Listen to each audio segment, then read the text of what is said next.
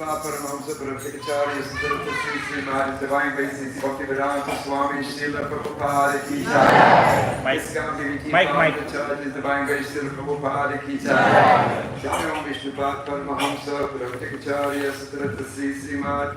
His Divine Grace Srila Bhaktivedanta Goswami Maharaj Ki Jai. Ananti Kori Vachamrita Ki Jai. Namachar Srila Haridas Thakur Ki Jai. Vimsa Sri Krishna Chaitanya Prabhu Nityananda Sri Advaita Gadadhar Sri Vasari Gaura Bhaktivinoda Ki Jai. Shri Radha Krishna Gopinath Shama Gunnar Kun Kiri Govardhan Ki Jai. Vrindavan Dham Ki Jai. Sri Maya Purnavati Dham Ki Jai.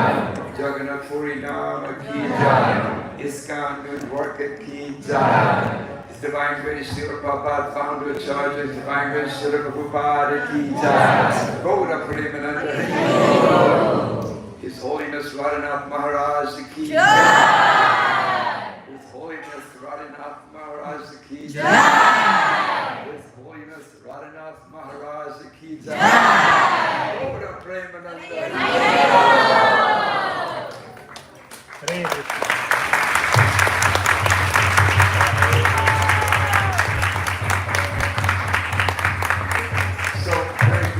I would just like to make a couple of announcements. One is that we'd like to thank Krishna Das for sponsoring the Sunday Feast today. Haribo! We're honored with great pleasure and great satisfaction to introduce to you Radhanath Maharaj. We're very thankful that he's here with us today.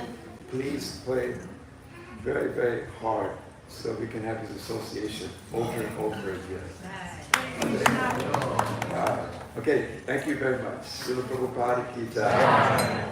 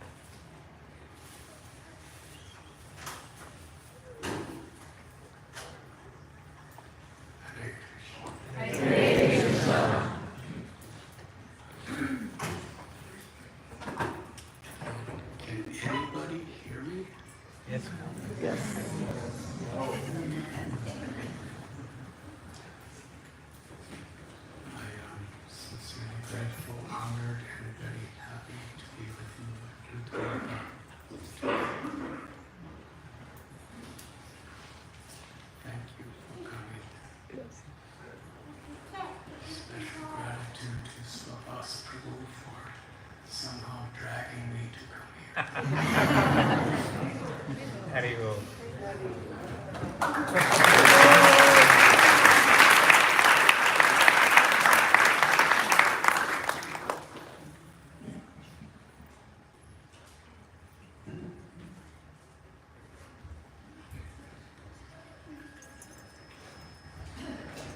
Yesterday, in the temple, there was a memorial service for a truly great and saintly person, one of the senior most dedicated disciples of Srila Prabhupada, and a person who shared a message of pure devotional service with the whole world. His Holiness Srila Gopal Krishna Goswami.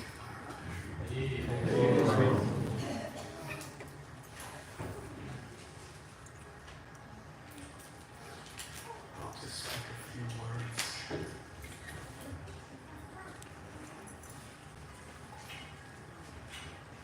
I believe he was the first person in our movement's history of Indian origin to take initiation from Srila Haribo. Prabhupada. Since then, many have followed in his footsteps.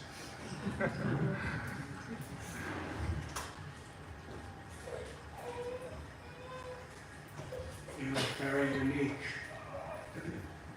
He 1968. And at that time, it was mostly the Lower East Side of New York and the Haight-Ashbury area of San Francisco. So they were young American seekers of the truth.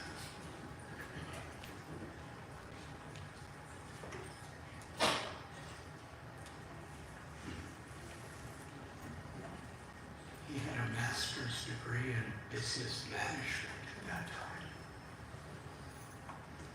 And he was a senior marketing manager for Pepsi-Cola Company.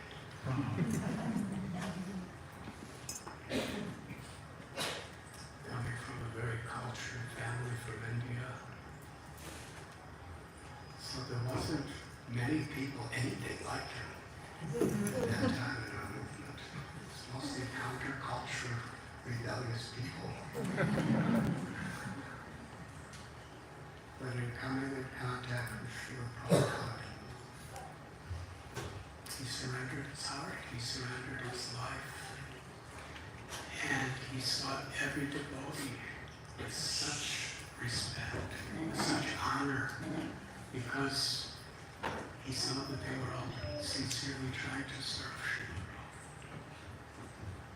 Prabhupada. There was never any sense of condescending. It was only honor, respect, and appreciation.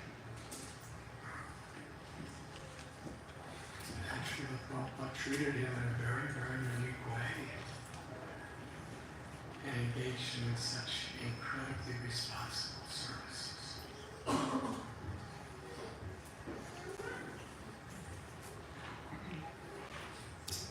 Things that no one else could do. In the 1970s, Srila Prabhupada arranged for him to be the sole GBC for the entire country of India.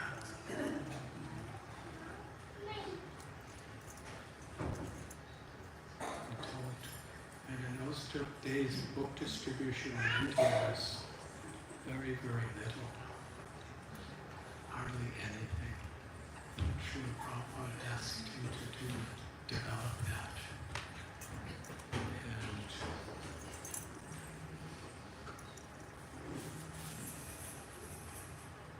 over the years, his projects have distributed more of Srila Prabhupada books than anyone or anywhere else in history. He's built more magnificent temples than anyone else in history. He's organized more incredible Rath Yatras than anyone in history. He's distributed more plates of Krishna's prasadam than anyone else in history. And yet always gentle, always kind, always respectful to all. And although he was always expanding whatever projects, he always continued what he had been doing. He's the longest standing member of the GPC in the history of our movement. He's the longest standing up until the very end of his life on this earth. Chairman of the Indian Bureau, which is the committee that has legal responsibility for the entire country of India. And I'm just speaking a few words that are coming through my heart at this moment.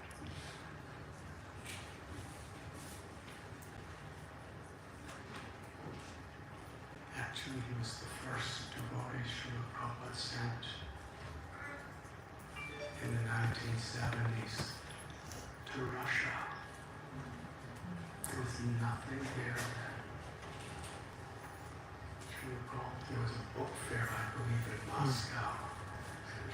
I asked him to go to Moscow as a representative of the Bhaktivedanta Book Trust and begin the process of book distribution there. And he did. And throughout his entire life, he continued going to Russia as a leader. Beautiful temples he developed in Nairobi in Africa. There's 17 incredible temples in New Delhi alone.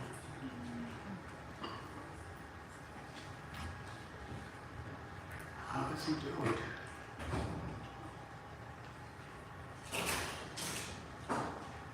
And even like His Holiness Jagannatha Swami Maharaj, the two of them are the senior most very active devotees over these years.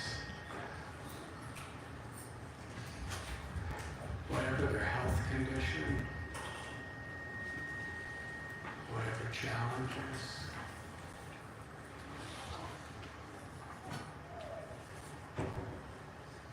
they never give up. With full enthusiasm. Even if they can't breathe or walk, they still have full enthusiasm. Such a spirit of actual surrender. And late last night there was a memorial service for Srila Gopal Krishna Swami Maharaj. HH Temple in Mumbai. And His Holiness Giriraj Maharaj began speaking incredible history of his life.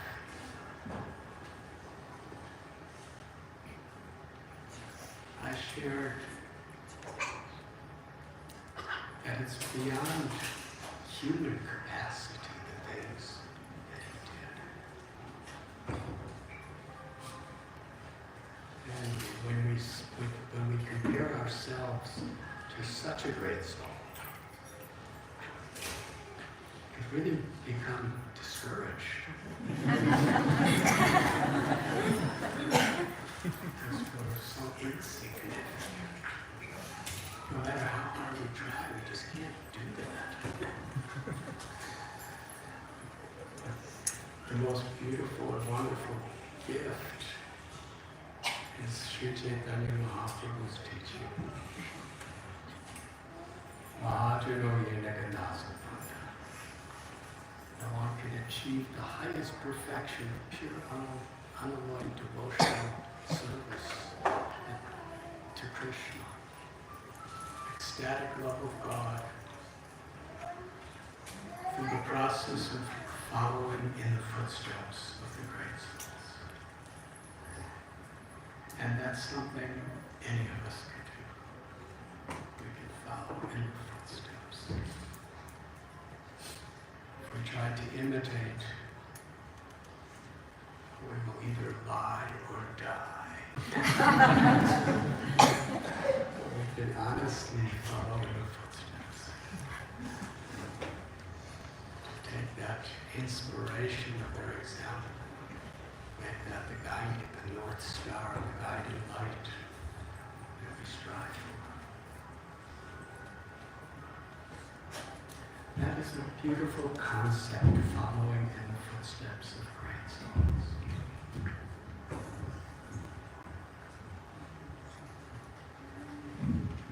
And what is a great soul?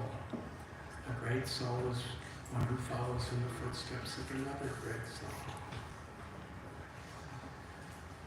Srila Gopal Krishna Maharaj was one of the close inner circle associates of Srila Prabhupada. And how he emulated that spirit of true compassion.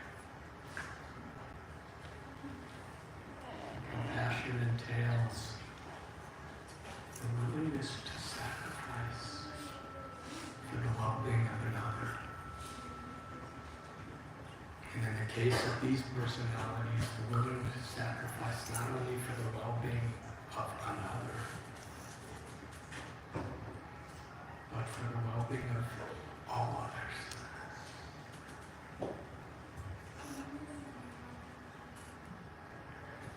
today is Mother's Day. So I'm going to try to think of a transition between the glories of the great sannyasi and Mother's Day.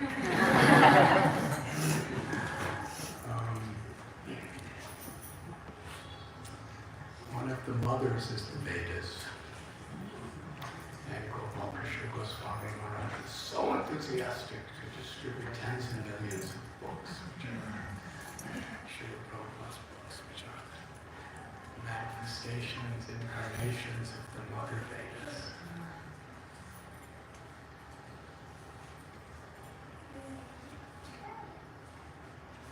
The sacredness and the depth that the Vaishnava and religious literatures give to Mother, the principle of the Mother is one of the deepest of subjects. Every single one of us, we're only here because there was a mother who endured great pain for us to be born.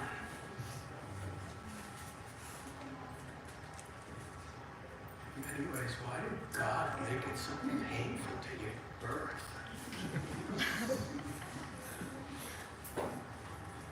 You know, for us men, we don't really have that experience, but we've seen it, we've heard it, and we've also been the cause of it.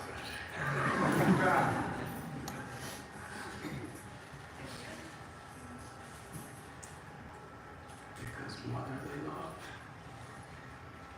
entails great sacrifice from the very, very beginning.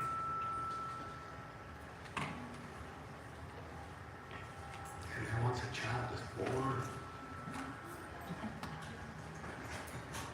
how much sacrifice, how much one's life has to be absorbed, doing whatever's required to make the child happy, to give the child love, to protect the child.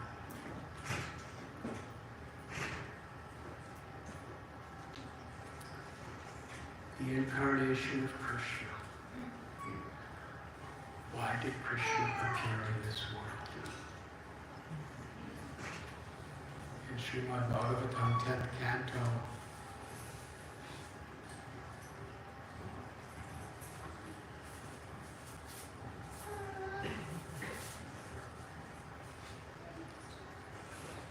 it begins where Mother Earth, Bhumi,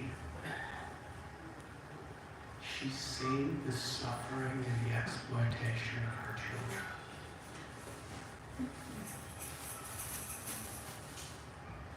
The original mother is Srimati Radharani, who we have all come to worship today.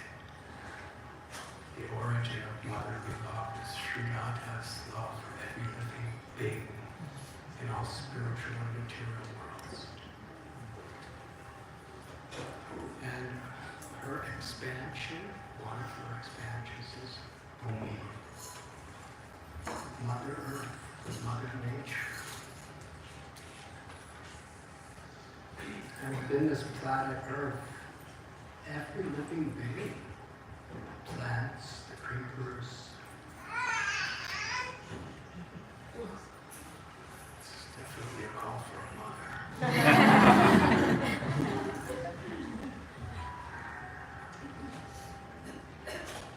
The insects, the reptiles, the birds, beasts, and every variety of humanity. Our bodies are composed of the elements of Mother Earth. And Bhumi Devi, a truly loving mother, has motherly concern for every living being. Alright, I know it may be hard, but I'm going to beg you to hold the mic. Please hold the mic. speak into it. Yeah. We're so generous.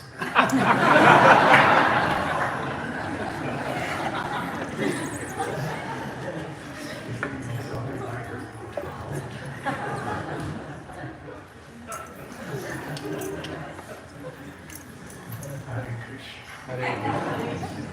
Can you hear better? Yeah.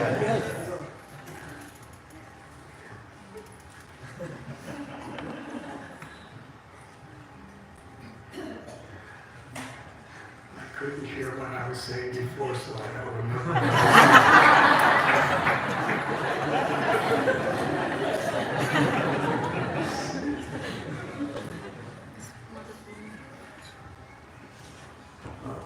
We may not be aware of it because it's such a cosmic, loving reciprocation. But it is true.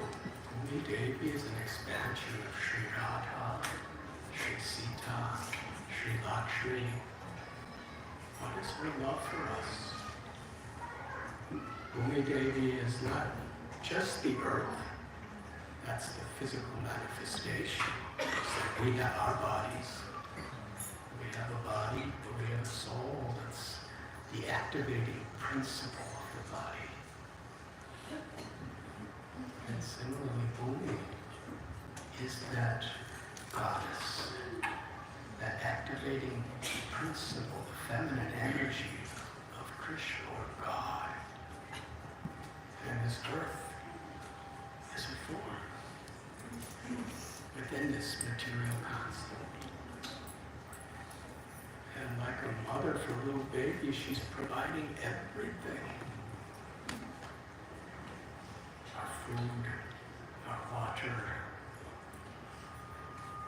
the elements in which we can receive food and water. So we say Mother Nature. And sometimes in the Western way of thinking,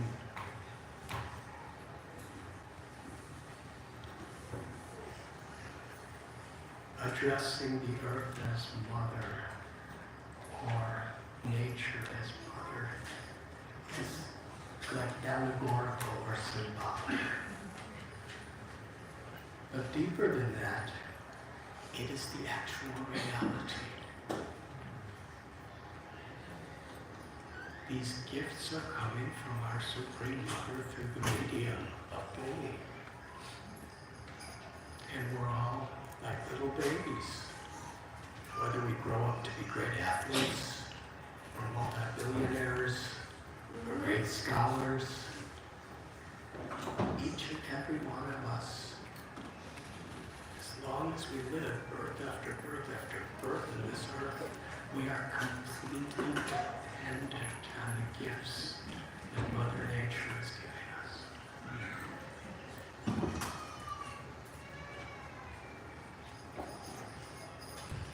When Kamsa, Jarasandha, and all these very, very exploitative demons were causing so much suffering and misery to the children of the earth, Mother Bhumi, in her compassion, in her motherly love, she took the form of a cow. Because cow is one of our mothers. Interesting, the nature of a cow, which is different from many other animals, is a cow's existence is so dependent on human compassion. Many other animals can just live wild in the jungles. Cows are killed unless human beings have a higher principle. Krishna was a cowherd boy. Balaram was a cowherd boy.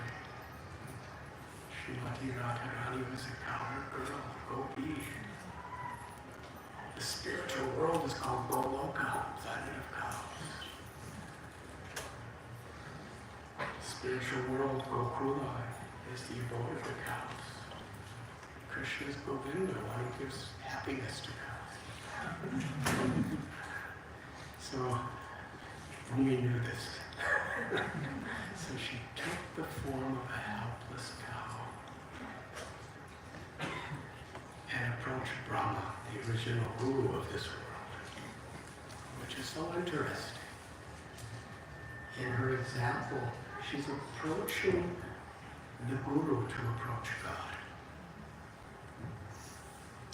And Brahma brought her to the shore of the ocean, milk. And they prayed for Krishna, for the supreme absolute truth, to incarnate within this world.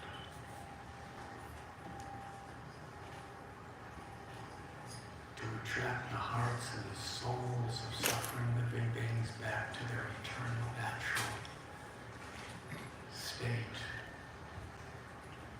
of ecstatic love for God.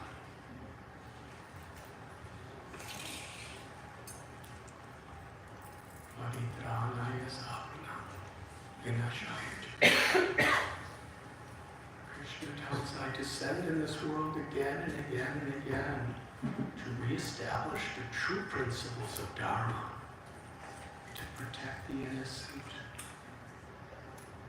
and to remove the miscreants.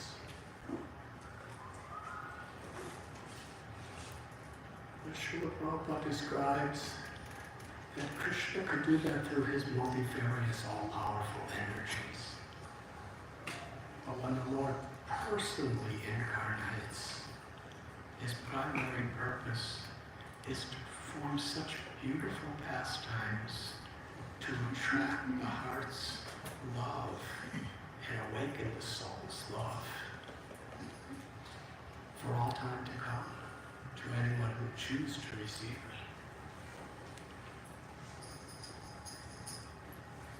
So Bhumi Devi, she was crying, tears. It was Bhumi Devi's tears that so much gave us the opportunity to understand who is Krishna.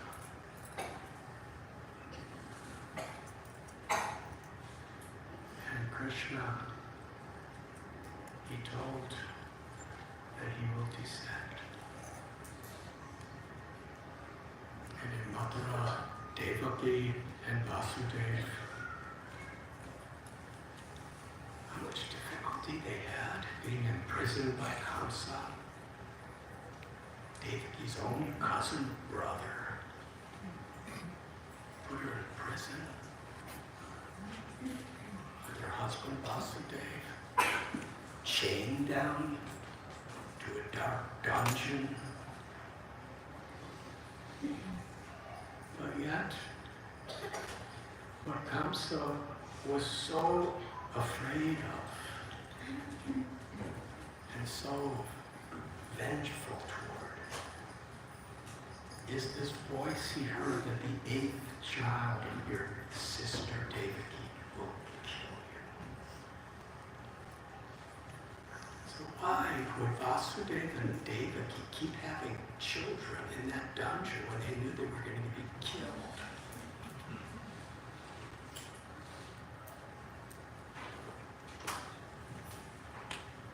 She had this calling in her heart that she would be the mother of Krishna. And she had to withstand all of these years in prison and watching all these atrocities. And then when Krishna was born on Janmashtami,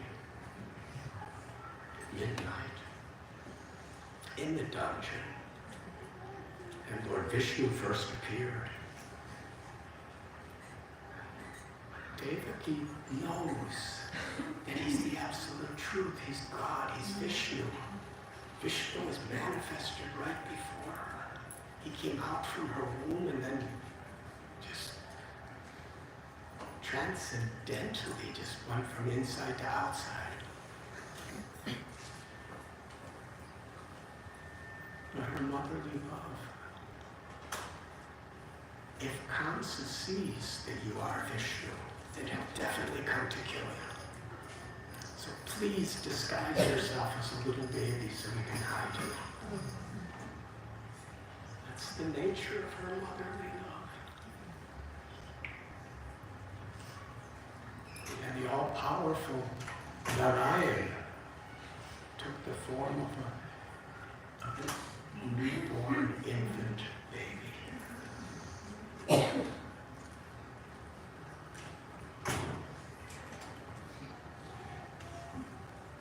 And Devaki, because he told before that you should take me to the house of Nanda and Yashoda in Gokul.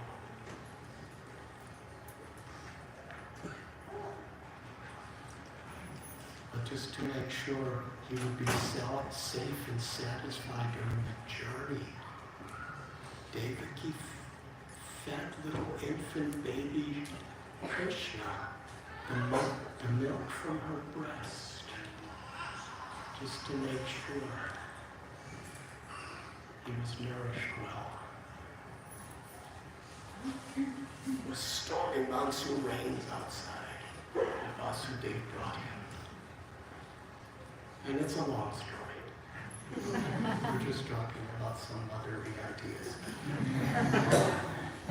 Yashoda was laying down in her bed, and she was also pregnant. And she gave birth, according to the Harivamsa. And Srila Prabhupada writes about it. Vishwanath Chakravarti Thakur gives purports.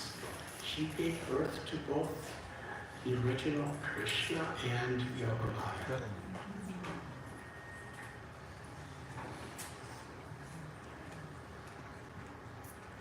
Krishna, Yogamaya brought Krishna to Mathura, and the Vishnu Krishna in Mathura merged into his form, and that's when Krishna became a little baby. That was the baby of Yashoda. And at the same time, when Vasudeva came, Yogamaya was there, and he exchanged babies and brought Yogamaya back in love with Krishna. And the whole time, Mother Yashoda was sleeping. And when she woke up, there was Gopal, the personification and the origin of all beauty. In Bhagavad Gita, Krishna tells that whatever beauty and splendor and glory you see in anywhere in creation, it is all a spark of my splendor.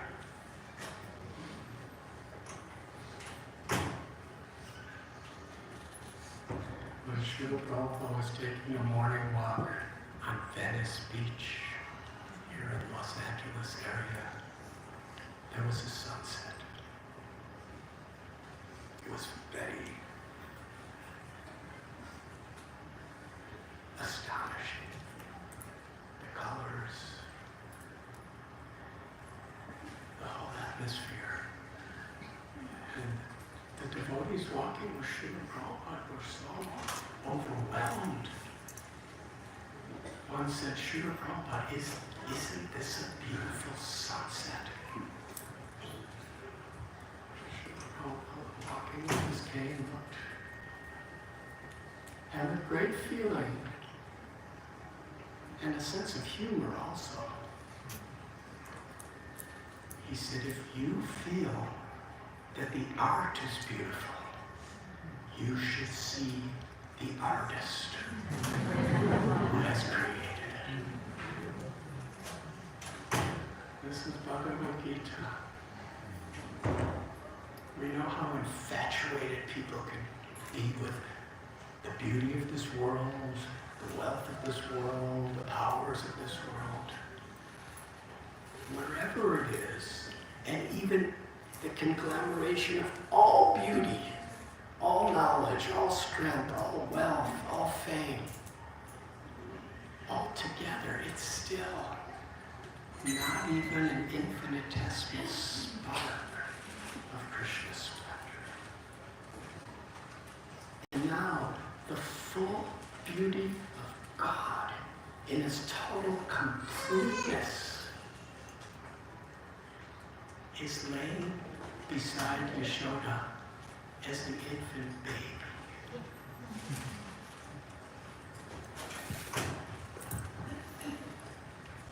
This is the origin of motherly love in the purest sense.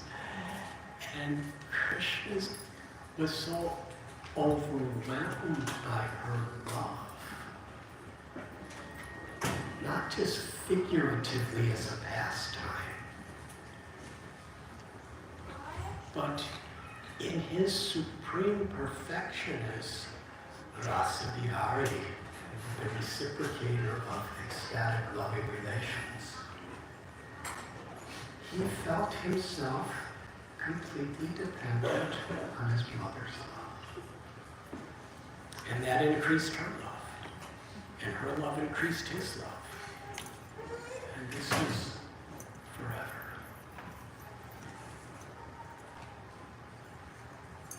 There is this, in fact, this painting right here. We see Yashoda Mai bathing little Krishna.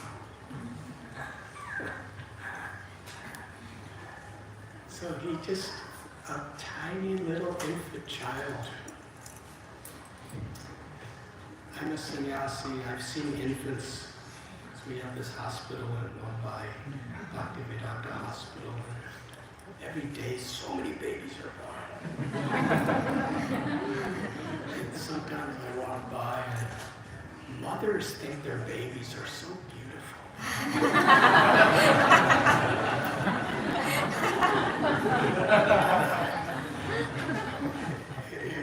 It's a blessing to be able to see.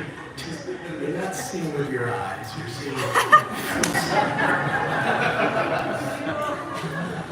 at least that's my experience.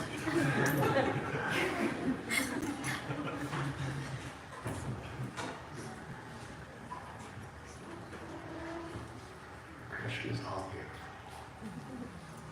even when he's an infant.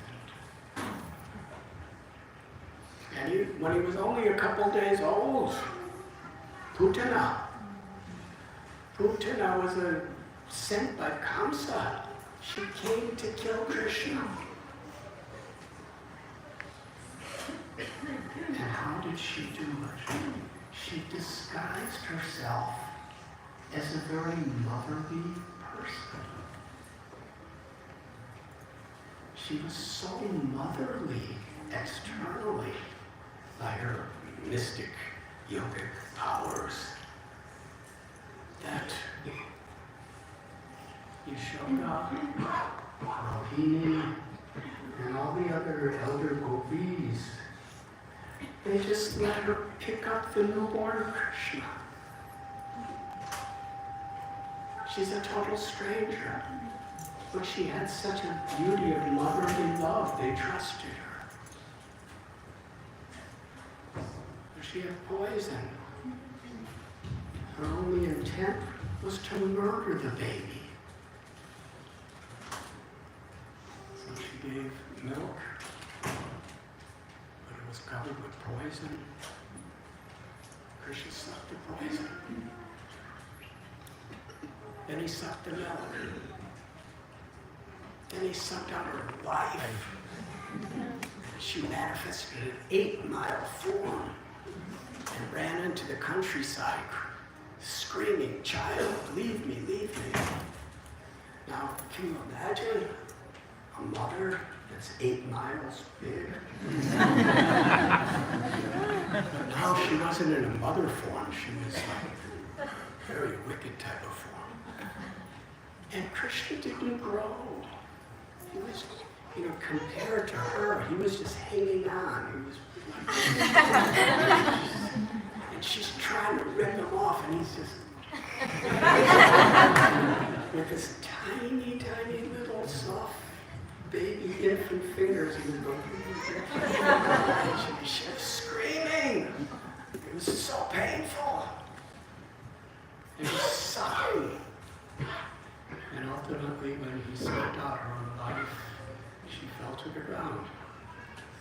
So that's Krishna. And when he, to not interfere with his mother's love, but the flow of affection between a mother and child. Krishna was in the heart of Yashoda, and Yashoda was just so overwhelmed with motherly affection. She couldn't come to grips with the idea that my son is powerful. She was thinking it must be because I do pujas and God is, and because he's so innocent that God protected him.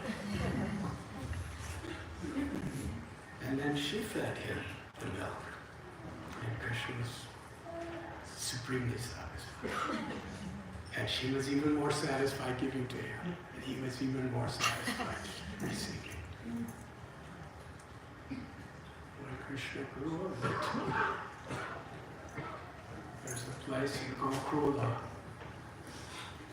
that is on the bank of the Yamuna River, Brahmandagat. Have any of you been to Brahmandagat? Please raise hands. Raise high so we can, just to see who's awake. Raise your hand if you have not been to Brahmandagat.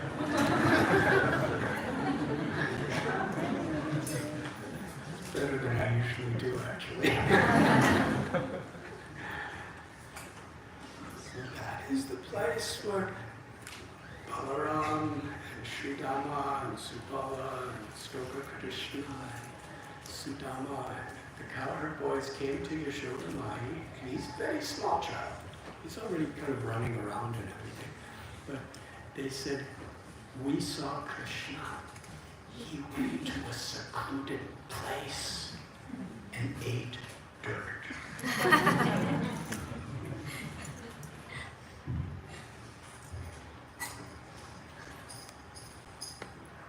Now in those days, especially in Vrindavan, the dirt was, we go to Vrindavan to eat dirt.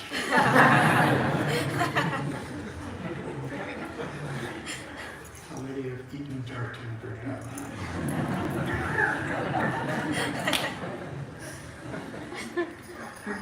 Tibak, we put it on our bodies. This dirt is very sanctifying. It's from holy place. Today, with all the pollutions and everything, but this is then, when Yashoda Maya heard that Krishna is eating dirt. She was so worried. She was so disturbed.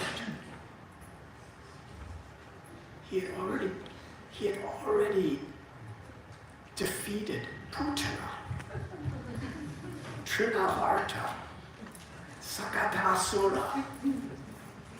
You know, tyrants who are more powerful by millions of times than anyone in the world today. And he did it effortlessly. And she was beside herself with worry that Gopal ate dirt. She took Gopal by the hand, and he was trying to run away, but she wouldn't let him run away. She said, why did you eat dirt? Don't you know you will get sick if you eat dirt? I'm giving you so many wonderful sweetmeats, and I'm giving you my own milk, and I'm cooking so many beautiful preparations for you. Why did you eat dirt? Krishna's reply, Mother, I never ate dirt.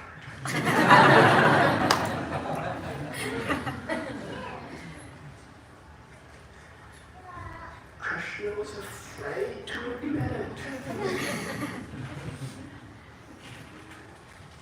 In the first canto of Srimad Bhagavatam, Queen Kunti, she's the mother of Arjuna and Yudhisthira, Bhima, the queen of the Yadus.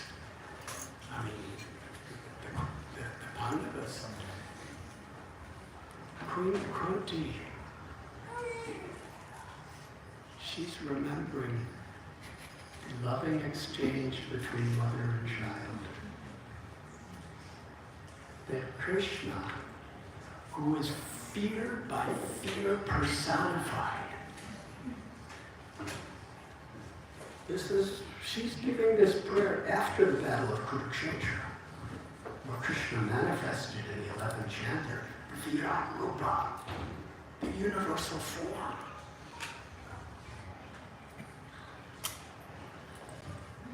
You don't have to raise your hand with this question. But how many of you would like to actually be face to face having darshan of Virat Rupa? Even Arjuna, the greatest warrior in the planet and the best friend of Krishna, he could not bear seeing this Virat Rupa. It was too fearful. He was seeing death personified, time personified.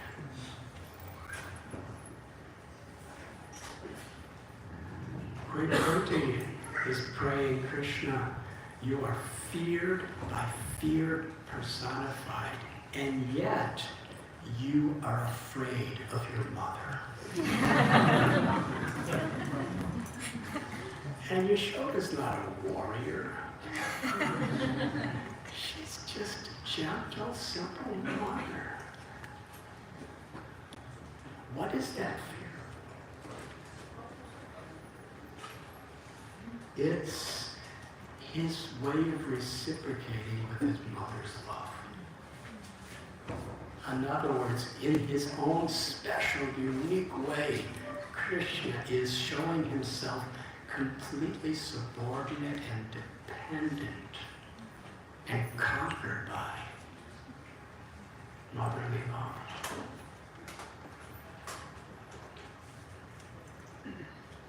So Krishna said, Mother, I did not return.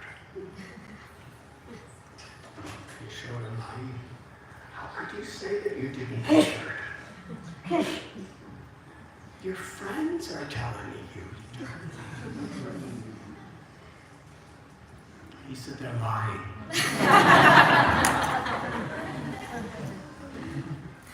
She said, even Balaram, your older brother, who's always protecting you, he goes with you when you steal butter from gopis. He's saying you ate dirt. He would never lie.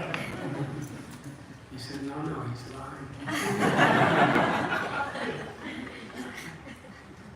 And she said, if you didn't eat dirt, open your mouth. I want to see. No, she wasn't like a judge. She was a mother who was just, this is how deeply worried she was about Gopal's health.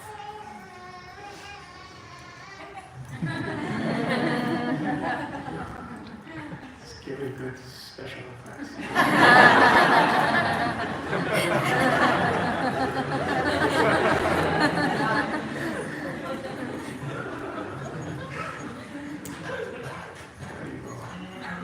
Happy Mother's Day.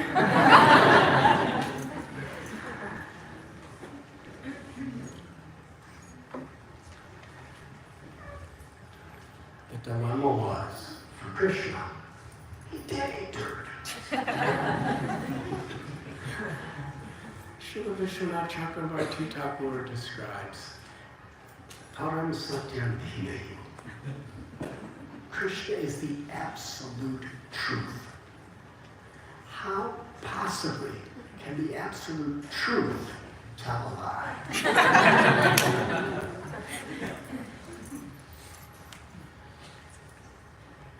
The absolute truth can never tell a lie. But yet, if he wants to, he could lie without lying. Because when Krishna said this, it was for the singular reason of the love between God and a devotee. He was saying it only to increase his mother's motherly love. He was exciting her motherly love. But now, she told him to open his mouth. I want to see if there's dirt there. There was dirt. So Krishna didn't want to worry his mother by seeing dirt. So she looked in his mouth. His mouth was this big. Approximately. She looked in his little tiny child's mouth. And she saw the universe inside his mouth. She saw all the oceans, the mountains, the planets. She saw all living beings. She looked closer. She saw Vrindavan. She looked closer, and she saw herself looking in Krishna's mouth. And this was not an illusion, it was a reality. He manifested all of that within him. And his mouth did not grow. And he didn't concentrate the universe into some, microchip or something. It was the fully manifested universe. How big is the universe and how big is little Gopal's mouth? This is called Achintya Shakti. Inconceivable potencies. Srila Prabhupada would often say that you cannot really understand God unless you understand Achintya Shakti. That he has inconceivable potencies.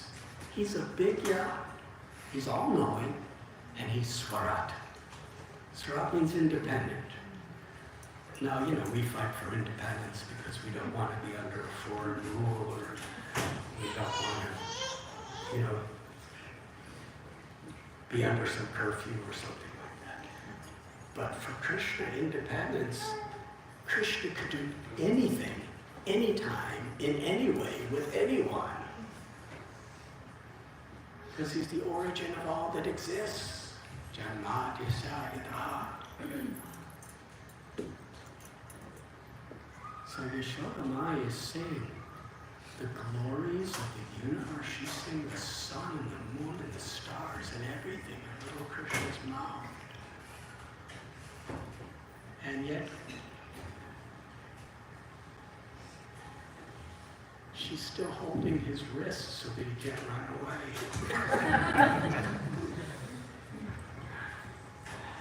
And as she's saying this, even that vision could not disturb her motherly love. She couldn't accept that my Lord is, my little son is the supreme. And she was thinking, what is this I'm seeing? Is this some illusion that the demigods are putting me under? And her conclusion, I'm just a little mother, coward lady. Why would the demigods waste their time with me? So that must not be. Maybe I'm dreaming. But my eyes are open. So I'm not dreaming, I'm awake. And she was trying to understand what she was seeing and why. And then she thought, maybe what Garga Muni said at Krishna's name-giving ceremony is true. That my child is as good as Lord Narayan, the supreme Lord of the universe. And Yashoda Mai said, other people can think this. And even the great sage Narada Muni may say this. But when Krishna is hungry, he comes crying to me. And in the middle of the night, when there is thunder and lightning, he comes running to my bed, and unless I embrace him and hold hold him in my arms, he just keeps crying. Is that the absolute truth? He steals butter. God is the proprietor of all existence. She said, let Gargamuni or anybody or at any time say whatever they want about my son Krishna. But I know what's true, and Krishna knows what's true. And that truth is, I am simply his mother, and he is simply my son. And we know that. But still, she was quite bewildered. But even in that inconceivable bewilderment, she could not let her motherly love and Krishna's dependence on her motherly love interfere. And Krishna was thinking that if my mother is feeling this way, then who is going to hold me when I'm scared? And who is going to feed me milk when I'm hungry? So he closed his mouth and he smiled. And Yashoda Mai forgot everything that she had just seen. It's not due to, forgetfulness. It's because Krishna's charming, beautiful smile was so absolutely sweet and beautiful that her motherly love completely covered the Aishwarya, or the opulence that she had just seen. And she put Krishna on her lap, and then it really didn't matter if he ate dirt or not. So this is Yashoda and Krishna. Of course, we know Damodar Leela. Krishna, on the day of Diwali, he broke butter pot and ate Yashoda's butter, and she wanted to protect him because she had to go out to do so many chores for Krishna and for the Brajavasis. But Krishna was so naughty that day, she wanted to tie him with a nice silken rope that's used for tying calves to a grinding mortar, just so that he would be safe when she went out. And she chased after him, and he ran away.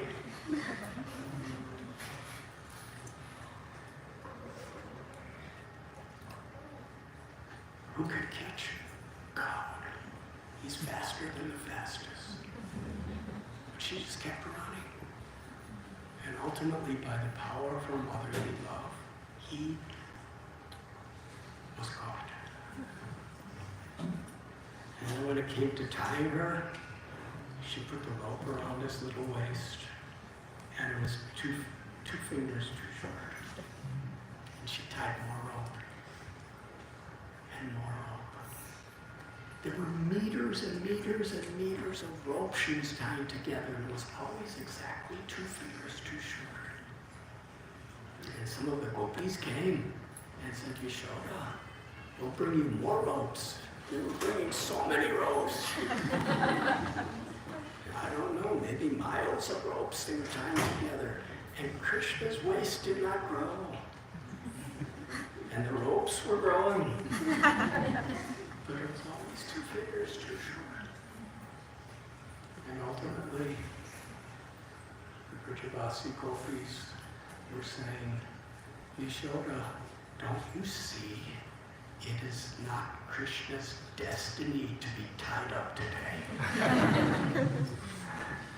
Yashoda Mai replied that I have to see how much rope it takes to go around my little son's waist. And by her motherly love, Krishna was willing to be bound and tied to the grinding mortar.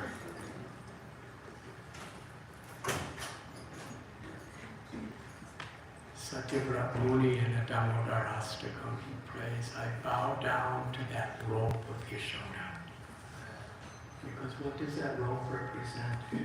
Her motherly love. And Krishna agrees to be bound, held captive by the pure love of his mother. Of course, on Father's Day we can talk about that.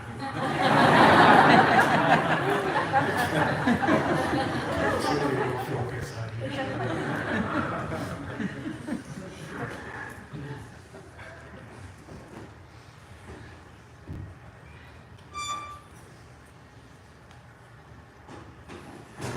Lord Sri Chaitanya Mahaprabhu. The love between Sachimata and Lord Chaitanya. It's exactly identical in its own special way as Yashoda's love for Krishna.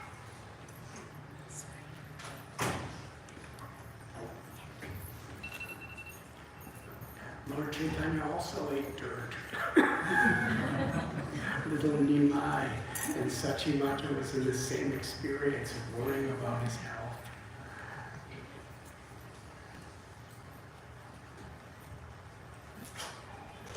There's that beautiful story of little Nimai. To increase his mother and his father's love. This is before he could walk. Bhagavad Gita, Krishna tells, I am the ability in man. The only reason you or me or anyone else could walk is because Krishna gives us, God gives us the ability to walk. So how is it God is giving everybody the ability to walk and to run, and yet can't walk? He's crawling. Simply to reciprocate and to increase the love of his family, especially mother. So Nimai is crawls out of the house of Jagannath Mishra and Sachimata. And they don't see him. So they go out to the garden. Where's Nimai? Where's Nimai? And Nimai was laying on top of a coiled serpent. Really big one too. Yes, that's it.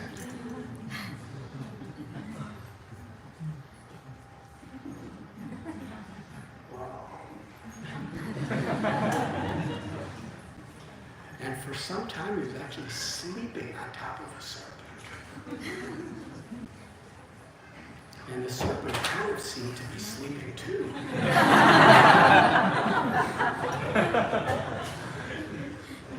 don't know how many serpents you have here in Los Angeles. At least reptile serpents. But in India we have a lot. And they're scary.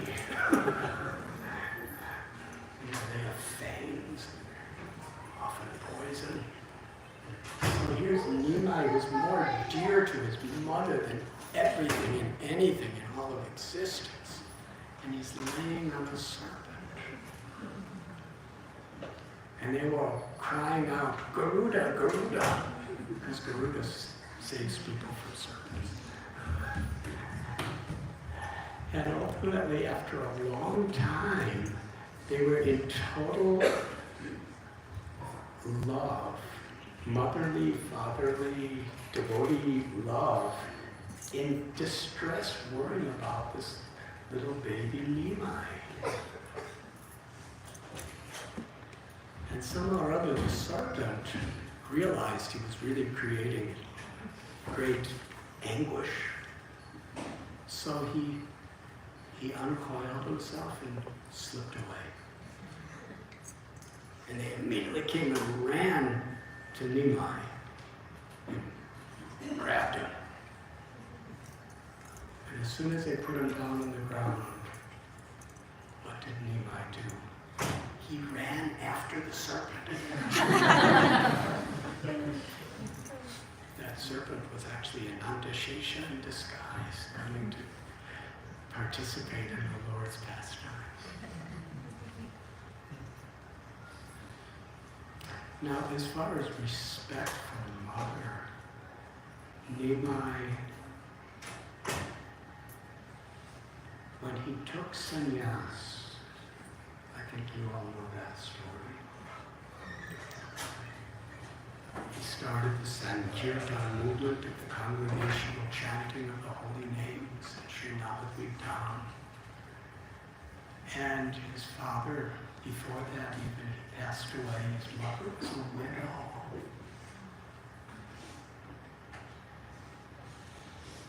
His older brother had left home years before to be a sannyasi and never contacted his parents again. Nimai was the only thing they were living for. The only child. And Jagannath Mishra had a dream that Nimai was going to be a sannyasi. And that was so overbearing that soon after that he got a fever and left this world.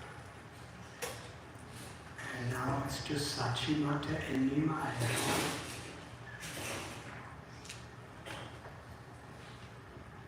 So when Nimai took sannyas, still, late at night, at the time around Makara Sankranti, he was going to leave home very, very early in the morning when it was still dark. He crossed the Ganga by swimming and walked to Katwa. But his mother Sachi was at the door because she had this motherly intuition that Nimai's going to leave. She was standing at the door like a statue. The only thing moving was torrents of tears shedding from her eyes. And Nimai and her were all alone. And he touched her feet. And he circumambulated her out of the highest respect 3 times. And he said, Mother, I cannot do this without your permission. Do I have your permission? And she shook her head. It was worse than death for her. For whatever's the will of my child. And then he left. And later on, by the mercy of Lord Nityananda on Sachi and all the devotees, he brought Nimai back to, he was on his way to Vrindavan. It was his lifelong aspiration to go to Vrindavan. And he came back to Shantipur. And Sachimata was brought with the devotees. And Sachimata, she said to Sri Chaitanya Mahaprabhu, who was not wearing saffron robes. Actually, when he first came before Sachi, he had a shaved head, saffron robes. And Sachi Devi was crying. He is the highest personification of renunciation. And yet, when Sachimata reached out to put him on her lap, he sat on her lap. And she was crying. She couldn't bear to see him without his beautiful hair and his beautiful clothes. And Nimai, who is now Sri Chaitanya Mahaprabhu, he said, Mother, whatever I have is only because of you. Whatever devotion I have is only because of you. Whatever life I have is only because of you. I was a madman when I left home to take sannyas. How could I ever leave you?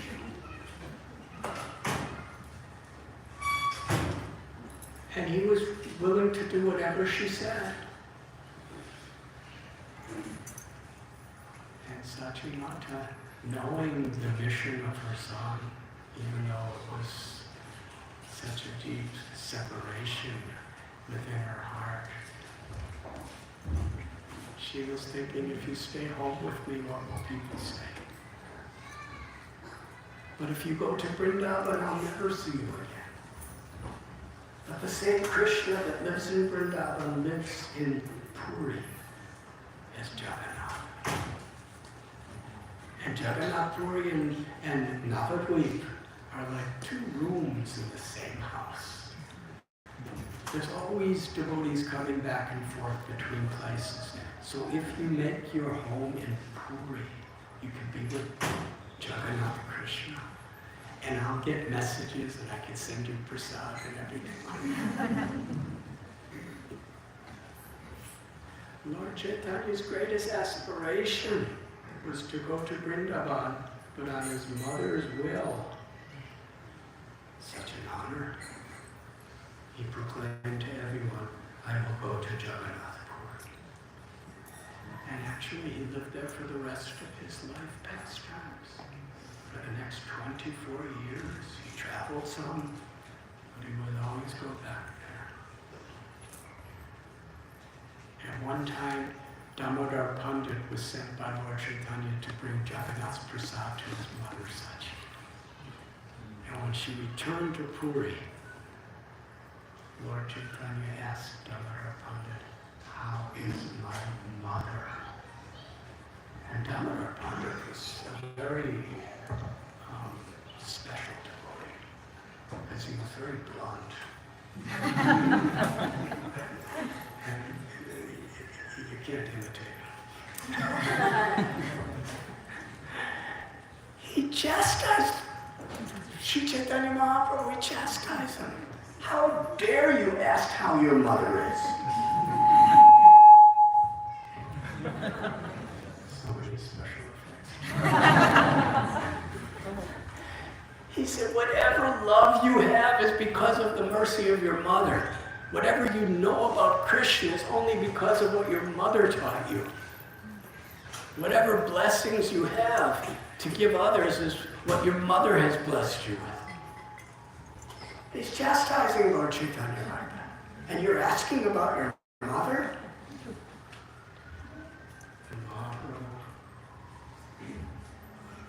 You know, when he was Nirmai Pandit, he was the greatest debater in the universe. He defeated Keshav Kashmiri. But when it came on the subject of his mother, he just became very humble and shy and said, what you're saying is true. I am completely dependent on the blessings of my mother. So these are beautiful pastimes. In the Christian faith, we know that Mary has such a supreme position as the mother of Jesus.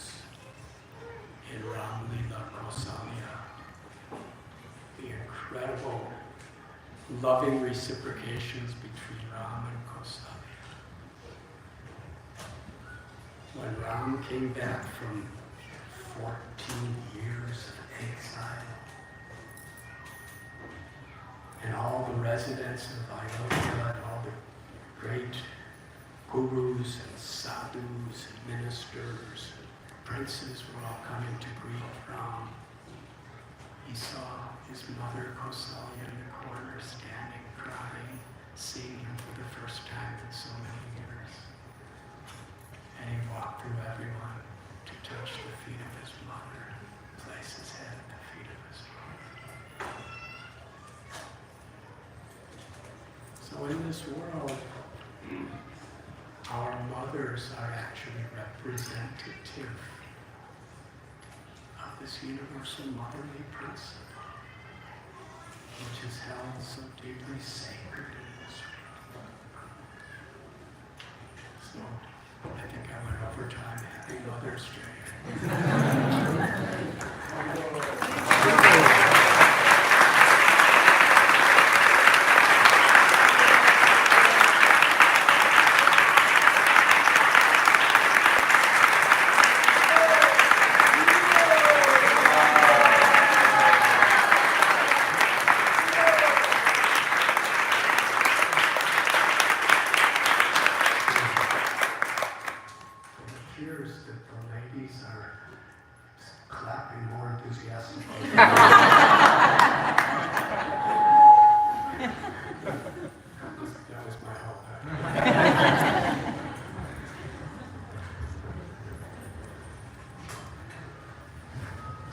thank you very much, Radhanath Maharaj.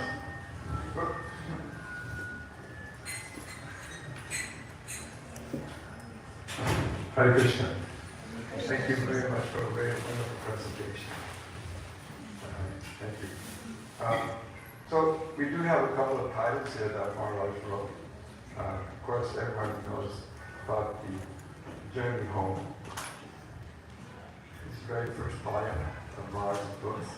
And the recent one that came out was the Journey Within. So we have these books outside under the tent.